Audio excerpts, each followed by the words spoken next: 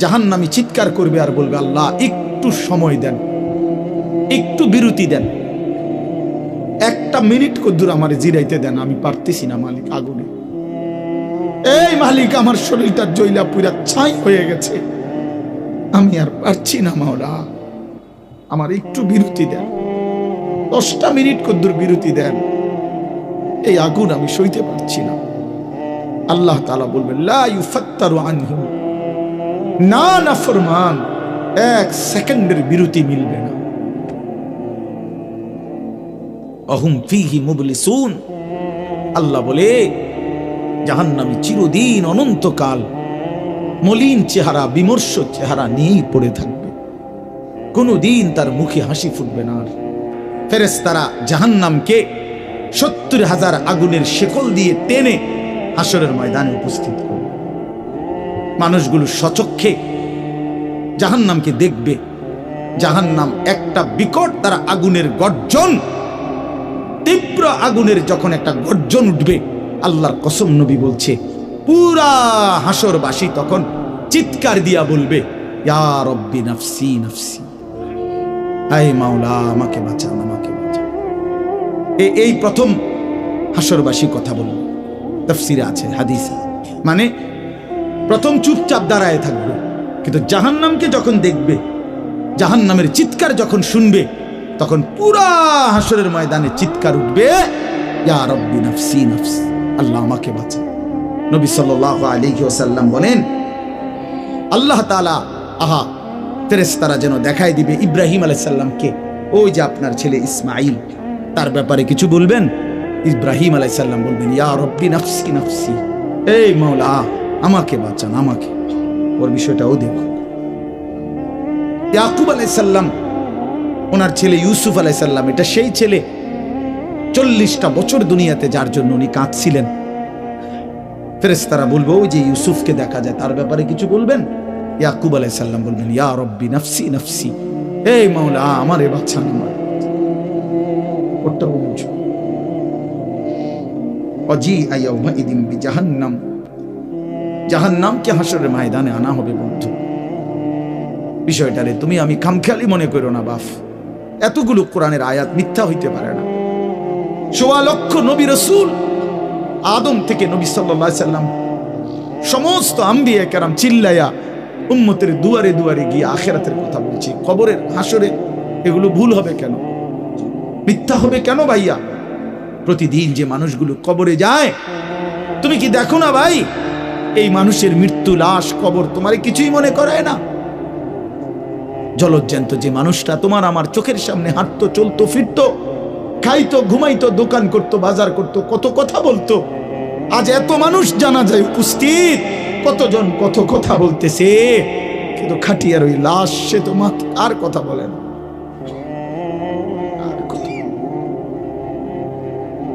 আর কথা বলে না। আমি তো আমার বাবার লাশ দেখছি, আমার বাপ সারা জীবন দেখতাম, আব্বারে দেখছি আমি বুঝাওয়ার পরে সারাক্ষণ বলতো, আমার সময় নাই, সময় নাই। আমার মসজিদ, আমার স্কুল, যে বাবারে দেখতাম ফজরের পর থেকে রাত 11টা পর্যন্ত শুধু দৌড়াইতেন, শুধু ব্যস্ত ছিল, সেই বাপ একদিন স্তব্ধ হয়ে গেছে। মৃত্যু বাবাকে একদিন থামাই দিছে, বন্ধু তুমি কি কোনো লাশ দেখো নাই? কেমনে এত লম্বা সময় নামাজ না পড়া থাকে ভাইয়া? 365 দিনে, খোদার একটা বছরে। এই যুবক, আমি যদি তোর জন্য কাঁদতে পারতাম, 1 বছর কোনদিন যুবক, কোনদিন ফজরের নামাজ পড়লা না, হায় হায় মুসলমানের বাচ্চা, এত বড় বেঈমান কেমনে হইলা, কেমনে হইলা ভাইয়া? এ কেমন জিন্দিগি ভাই? কোনদিন নামাজ পড়বা না?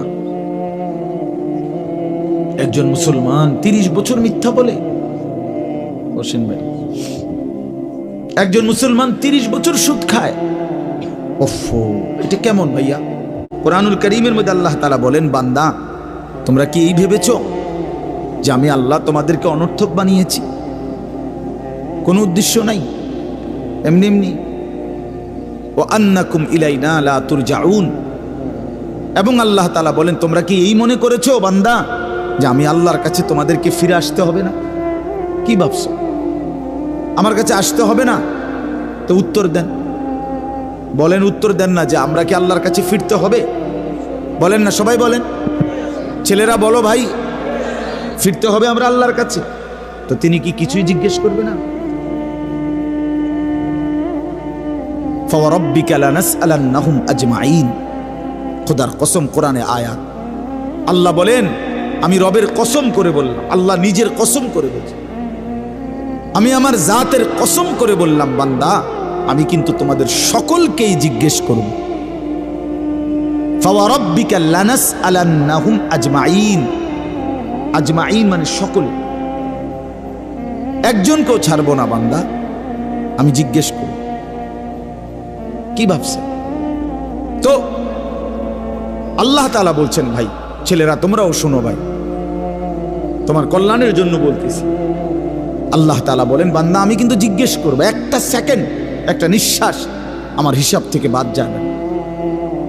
লাকাদ আহসাহুম ওয়া আদ্দাহুম আদ্দা। আল্লাহ তাআলা বলেন, আমি তোমাদেরকে বেষ্টন করে আছি এবং তোমাদের পুরা জিন্দেগি গুনে গুনে রাখছি, গুনে গুনে। হাসি কয়টা, কান্না কয়টা, নিঃশ্বাস কয়টা, হাঁটা কয়টা, চলা কয়টা, হাত নাড়াইছো কয়বার, আল্লাহ বলেন আমার হিসাব আছে। মা তাসকুতু মিন ওয়ারাকাতিন ইল্লা ইয়ালামুহা। আল্লাহ তাআলা বলেন, জমিনে যদি একটা পাতাও পড়ে আমি আল্লাহ জানি, কোন গাছের কোন পাতাটা পড়ছে, জানে কিনা আল্লাহ জানে। লাহু মা ফিস সামাওয়াতি ওয়া মা ফিল আরদ ওয়া মা বাইনাহুমা ওয়া মা তাহতাস সারা। আল্লাহ বলেন, সাত আসমানে যা আমার, সাত জমিনে যা তাও আমার, আসমান ও জমিনের মাঝখানে যা তাও আমার, সাতবক জমিনের নিচে যা তাও আমার। এই জন্য দোস্ত আমার, বন্ধু আমার, বাপ আমার, ভাই আমার, পর্দার আড়ালের মায়েরাও, আমার জন্য, আপনাদের জন্য, আমরা সবাই এটা বোঝা দরকার, আমাদের জিন্দেগির এক সেকেন্ড ফালতু না। হাসতে হাসতে বলা আর কাশতে কাশতে বলছেন, মস্কারি করে বলছেন আর ঠাট্টা করে বলছেন, ইয়ার কি করে বলছেন, সমস্ত কিছু হিসাব হচ্ছে, হিসাব দিতে হবে। ওয়াকুল্লুহুম আতিহি ইয়াউমাল কিয়ামাতি ফারদা। আল্লাহ তাআলা বলেন, তোমরা সকলেই আল্লাহর সামনে কিয়ামতের দিন একজন একজন করে দাঁড়াতে হবে, একজন একজন, আলাদা আলাদা। ফারদান মানে ওয়াহিদান, একজন একজন, আলাদা আলাদা উত্তর দিতে হবে। সুম্মা লাতুসআলুন্না ইয়াউমাইদিন আনিন নাঈম। আমার দেওয়া প্রতিটি নিয়ামত সম্পর্কে অবশ্যই আল্লাহ বলেন তোমাদেরকে জিজ্ঞেস করা হবে। হাসরের ময়দানে আছে, আল্লাহ ফেরেশতাদেরকে বলবে, ওয়াকিফুহুম ইন্নাহুম মাসউলুন। আমার বান্দাদেরকে লাইন ধরে দাঁড় করাও, কিফু তাদেরকে থামাও, দাঁড়াও। ইন্নাহুম মাসউলুন, তাদের সকলকেই আজকে জিজ্ঞেস করা হবে। বহু আয়াত এমন, ওয়া ইম মিনকুম ইল্লা ওয়ারিদুহা। আল্লাহ বলে তোমাদের একজনও এমন হবে না, নবী বলো, রাসূল বলো, আউলিয়া বলো, ইমানদার বলো, নাফরমান বলো, প্রত্যেককেই ফুলসিরাত পার হইতে হবে, পার হইতে হবে প্রত্যেককে। তার আমল নামার মধ্যে প্রত্যেকে হাতে নিতে হবে, হয় ডান হাতে নয় বাম হাতে। প্রত্যেককেই মিজানের পাল্লার সামনে আসতে হবে তোমার আমল নামা ওজনের জন্য। আল্লাহ তাআলা বলেন, বহু মানুষ তার আমল নামা নিজের জিন্দেগির কর্মকাণ্ড মিজানের পাল্লায় দিবে ওজনের জন্য। আহা, আল্লাহ বলে, কাফের, বেঈমান, নাফরমান, পাপী, ফালা নুকিমু লাহুম ইয়াউমাল কিয়ামাতি ওয়াজনা। সেদিন কিয়ামতের দিন মিজানের পাল্লাতে তাদের সারা জিন্দেগির সমস্ত কর্মকাণ্ডের এক বিন্দু কোনো ওজন আসবে না, 100 গ্রামও হবে না, 100 গ্রাম।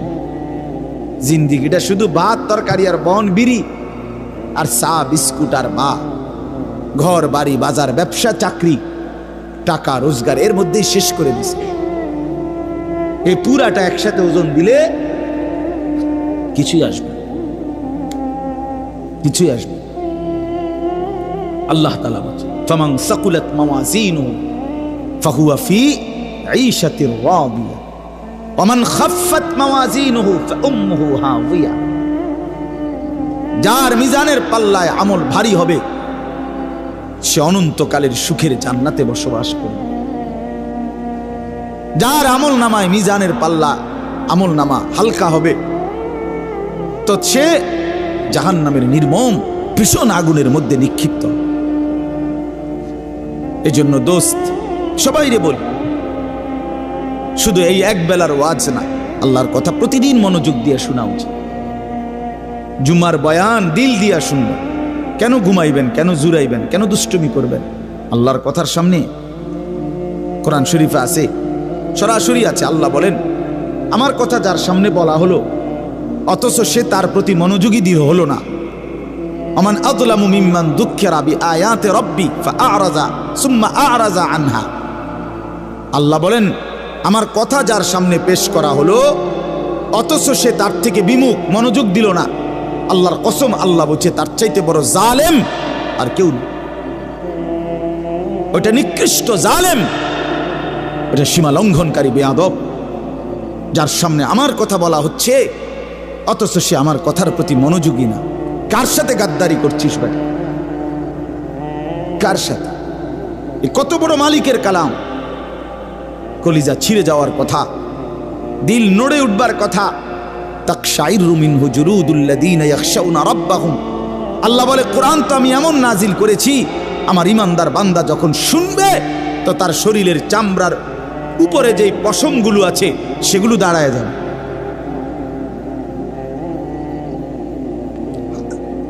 বুঝছে? এই জন্য বাপ আমার, বন্ধু আমার, এতক্ষণ লাগাই আপনাদেরকে এই কথাটাই বুঝাইতে চেষ্টা করলাম। আজকের জন্য না, জিন্দেগি পরিবর্তনের জন্য আল্লাহর কথা দিল দিয়ে শুনতে হয়। ছোট হুজুর বড় হুজুর কোনো কথা না, আপনাদের গ্রামের হুজুর আর বাহিরের হুজুর কোনো কথা না। আমিও গ্রামেরই, আমি কোনো মাটির তলের থেকে আসি নাই, চাঁদের দেশ থেকে আসি নাই, ঠিক কিনা বলেন? আমিও এক গ্রামের সন্তান, তো আলামিনও এক গ্রামের সন্তান, মৌলানা ইয়াহিয়াও এক গ্রামের সন্তান, হুজুর এক গ্রামের সন্তান। তাহলে স্থানীয় না দূরের এটা কোনো কথা না, প্রধান বক্তা না বিশেষ বক্তা এগুলো কোনো কথা না, সকালে বলছে না আসরের পরে বলছে এটাগুলো কোনো কথা না। রাত 10টা বাজে ওয়াজ করলে উনি প্রধান বক্তা আর আসরের পরে বয়ান করলে উনি সামান্য বক্তা, এই সিদ্ধান্ত কে দিল? বলো কথা, এটা কেমনে ফয়সালা হইল? মাগরিবের পরে ওয়াজ করলে উনি বিশেষ বক্তা, তো নবী সাল্লাল্লাহু আলাইহি সাল্লাম কোনোদিন মাগরিবের পরে বয়ান করে নাই, কথা বলেন না, ফজরের পরে বলে নাই, তো আচ্ছা এটা কোনো বিষয় না, এগুলো ধোঁকা। এই প্রধান বক্তা, বিশেষ বক্তা, অল্প বক্তা, সামান্য বক্তা, সাংঘাতিক বক্তা, ভয়ঙ্কর বক্তা, সিরিয়াস বক্তা, উড়াদুরা বক্তা, এগুলো ধোঁকা। বরং আল্লাহর কথা যিনি বলেন, যখনই বলেন তিনিই দামি। আপনার এলাকার হুজুর বললেও দামি, দূরের হুজুর বললেও কি, আপনার মসজিদের ইমাম বললেও দামি, অন্য মসজিদের হুজুর বললেও দামি। এই জন্য এটা গুরুত্বপূর্ণ। এটা যদি আপনি দিলে বসান তাহলে মাখলুক থেকে নজর সরবে। ব্যক্তির মোহর কোনো বিষয় না, জনপ্রিয়তা কোনো বিষয় না, আল্লাহর ইচ্ছা। আল্লাহ কখনো কাউকে 1000 মানুষের জন্য কবুল করে, কেউ 100 জনের সামনে বলে, কেউ 1 জনের সামনে বলে, এতে কোনো অসুবিধা না। কথা বলেন না কেন? কোনো অসুবিধা না। আমার জিন্দিগির 20 বছর, তো আমরাও তো একসময় 10 জন 5 জন মানুষের সামনে কথা বলছি, তো কি হয়েছে এতে? কি হয়েছে কি? এই জন্য ভাই বাবা, প্রত্যেকের দিল থেকে মাখলুকের খেয়াল সরাবেন যে আমার আল্লাহর কথা হচ্ছে, কে বলতেছে হাবশি গোলাম না কালো গোলাম, এটা দেখার বিষয় না। আমার মালিকের কালাম।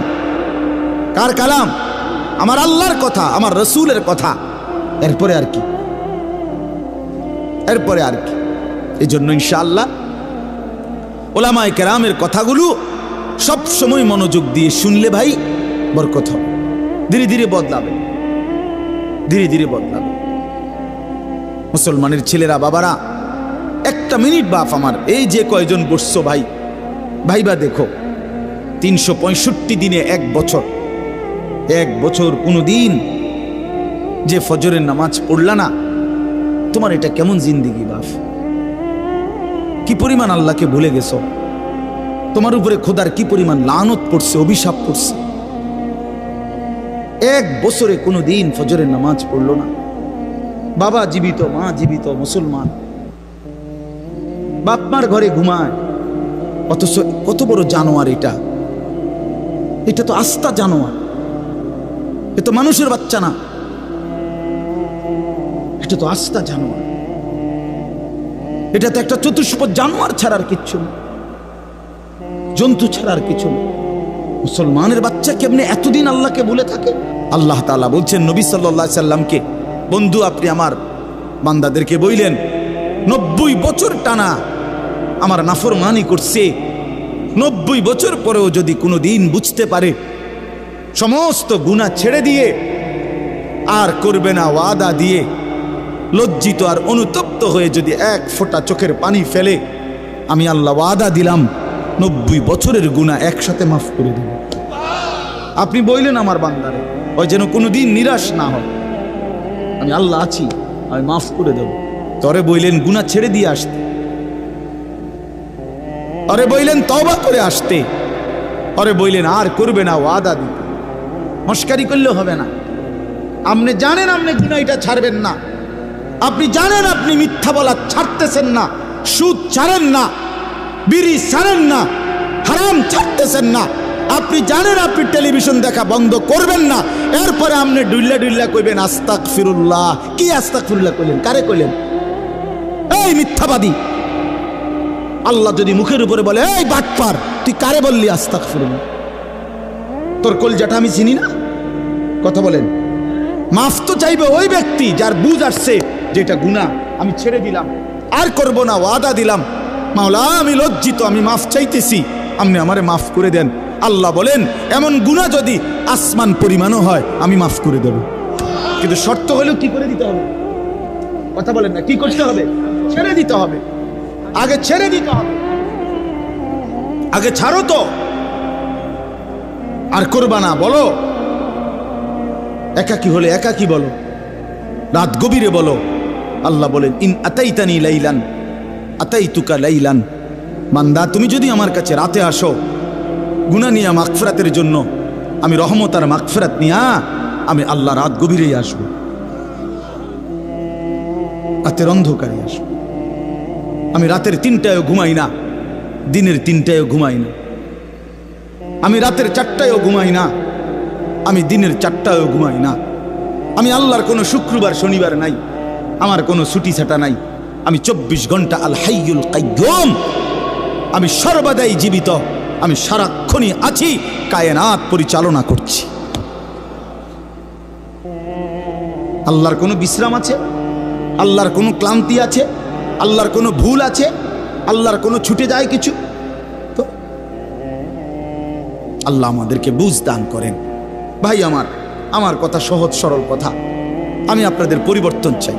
কারো ঠেলাঠেলি ধাক্কা ধাক্কি, কারো খোসাখুসি টোটালি আমার আর পছন্দ না।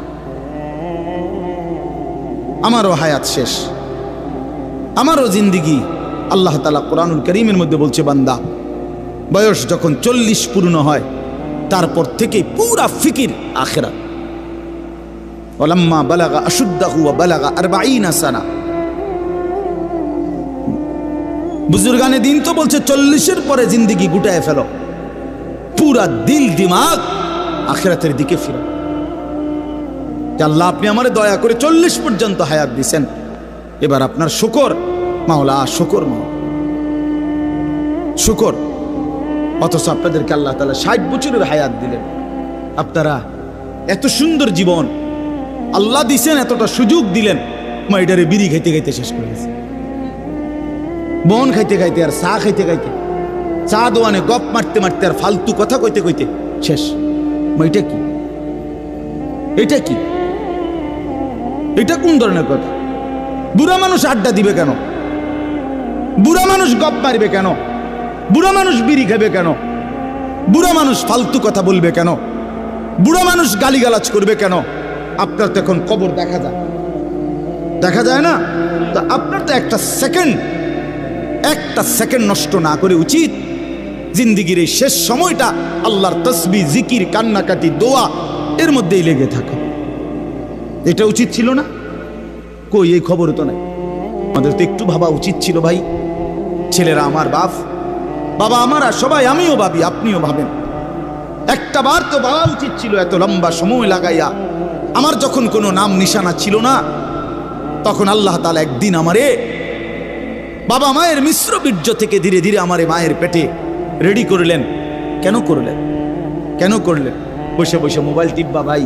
এই জন্য শুধু কেবল নারী দেখবা, নর্তকী দেখবা, সারা রাত উলঙ্গ ছবি দেখবা, জিনা ব্যভিচারের আড্ডায় যাবা, মদ জুয়ার আড্ডায় যাবা, আর অসৎ বন্ধুদের সাথে সারা দিন আড্ডা দিয়ে এ সুন্দর হায়াত, এমন সুন্দর চেহারা, এমন চমৎকার নাক, কান, হাত পাওয়ালা বডি তিলে তিলে শেষ করে দিবা, নষ্ট করে দিবা। আহা আফসুস, এর জন্য আল্লাহ বানাইছে। হায় হায় বাপ, মাঝ বয়সী চাচা, আপনারা বলেন জিন্দিগি আল্লাহ তাআলা কেন দিলেন? এই শুধুমাত্র 2টা ছেলে বিদেশ পাঠাইলেন, 3টা মেয়ে বিদেশ বিয়ে দিলেন, বাড়িতে একখান ঘর করিলেন, হ্যাঁ, সোফা বানাইলেন, খাট বানাইলেন, কয়টা ফার্নিচার আসবাবপত্র বানাইলেন, খালাস। এরই নাম 60 বছর? আল্লাহ তাআলা জিন্দিগির 50টা বছর উপার্জনের ক্ষমতা দিচ্ছেন এই শুধু এই যে ফার্নিচার আর এই গদ্দুর কদ্দুর, এই কদ্দুরের জন্য। একজন মুসলমান হিসেবে এই শেষ, এই জীবন? বলে আল্লাহ তাআলাকে জানা দরকার, জিজ্ঞেস করা দরকার। তো আল্লাহ তাআলা এই সূরার মধ্যে সেই প্রশ্নের উত্তর দিছে, বান্দা, একটি লম্বা সময় পার করে আমি আল্লাহ তোমাকে পৃথিবীর অস্তিত্বে এনেছি, তুমি শোনো আমি তোমারে কেন বানাইছি। আল্লাহ তাআলা বলেন, হাল আতা আলাল ইনসানি হিনুম মিনাদ দাহরি লাম ইয়াকুম শাইআম মাযকুরা। প্রতিটা মানুষের উপর দিয়ে এরকম যুগের পর যুগ অতিবাহিত হয়েছে যখন সে উল্লেখ করার মতো, পরিচয় দেওয়ার মতো কোনো কিছুই ছিল না। এই মাটিতে কার অস্তিত্ব কেউ বলতে পারবে? ওই গাছে, ওই ফুলে, ওই ফলে, ওই খাদ্যে, ওই খাবারের মধ্যে কার অস্তিত্ব আছে আমরা জানি কেউ? শুধু জানে কে? আল্লাহ বলেন শুধু আমি জানতাম। লাম ইয়াকুম শাইআম মাযকুরা, এই পৃথিবীর কারো কাছে তুমি উল্লেখ করার মতো ছিল না। আগামী 50 বছর পরে, আগামী 30 বছর পরে কার ঘরে কোন সন্তান আসবে এখন বলেন? আমরা জানি কেউ? তাই আল্লাহ তাআলা বলেন কেউ জানতা না, তুমি জানতা না, তোমার কোনো নাম, দাম, পরিচয় উল্লেখ ছিল না। দ্বিতীয় আয়াতে আল্লাহ বলেন সেই আমি আল্লাহ, ইন্না খালাকনাল ইনসানা মিন নুতফাতিন আমশাজ। একদিন আমি আল্লাহ স্বামী স্ত্রীর মিশ্র বীর্য থেকে তুমি মানুষকে সৃষ্টি করেছি। অর্থাৎ যেদিন মায়ের জরায়ুতে গর্ভ হয়েছে, যেদিন মা অনুভব করছে তার পেটে বাচ্চা আসছে, সেদিন কিছুটা আন্দাজ করছে যে হ্যাঁ মা গর্ভবতী, তাও জানতো না ছেলে না মেয়ে। আরো একটা নির্দিষ্ট সময় পরে অনুভব হয়েছে। তো আল্লাহ তাআলা বলেন তখনও তো জানতা না কোন দিন নাক লাগাইছি, কোন দিন চোখ লাগাইছি, কোন দিন হাত লাগাইছি।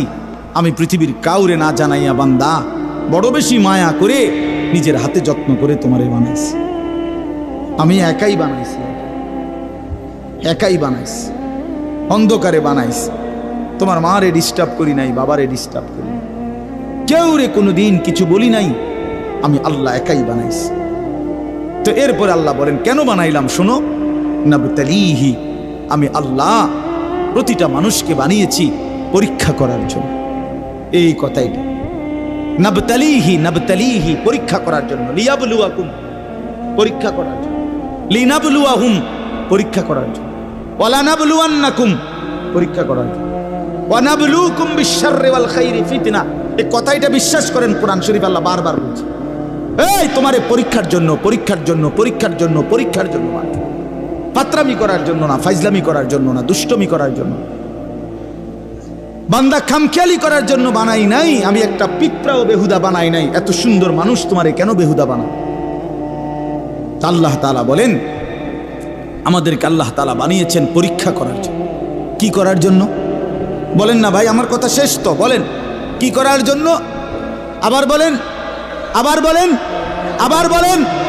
এখন প্রশ্ন হইল কি পরীক্ষা? আল্লাহ তাআলা বলেন পরীক্ষা হলো এই, আমি তোমার একটা নির্দিষ্ট হায়াত দিলাম, তাও কদ্দুর আমি জানি, তুমি জানো না। শুরুটা যেরকম তুমি জানো না, এখনটাও তোমারে কইতাম না। 40 হোক, 50 হোক, 60 হোক, 30 হোক, 80 হোক, 90 হোক, 70 হোক, সেটা জানে শুধু কে? আল্লাহ। আল্লাহ বলেন এই যে নির্দিষ্ট হায়াত দিলাম, এই সময়টা আমি আল্লাহ তাআলা দেখতে চাই। মূলত এটা তোমার স্থায়ী জায়গা না, আমি তোমার জন্য একটা স্থায়ী জায়গা রাখছি আখিরাত। সেখানে গিয়া তুমি কি জান্নাতে যেতে চাও নাকি জাহান্নামে যেতে চাও, এই পরীক্ষার জন্য এই সংক্ষিপ্ত হায়াত। আমি শুধু দেখতে চাচ্ছি, এখানে তোমরা রাখতাম না, এটা ওয়েটিং রুম, এটা মূল রুম না। তুমি যে আমি একারে বিছনা টিস্তা দিয়ে উঠতে লাইছো, আসলে কথা তো ছিল না, এনে হতার জায়গা না। তুমি একেবারে ফাইলিং টাইলিং কইরা, বিল্ডিং টিল্ডিং কইরা, দরজা জানালা SS5 লাগাইয়া তুমি যে একটা বুঝ করে লইছো, তুমি তো মনে করছো আমার বাপ দাদা 14 গোষ্ঠী হয়তো মাটির ঘর আর বেড়ার ঘর আসিল দেখে মরে গেছে, কিন্তু SS5 এর ঘরে তো মানুষ মরে না। না, SS5 এ মরে না। ফাইলিং করলে আর বিল্ডিং মানুষ মরে না।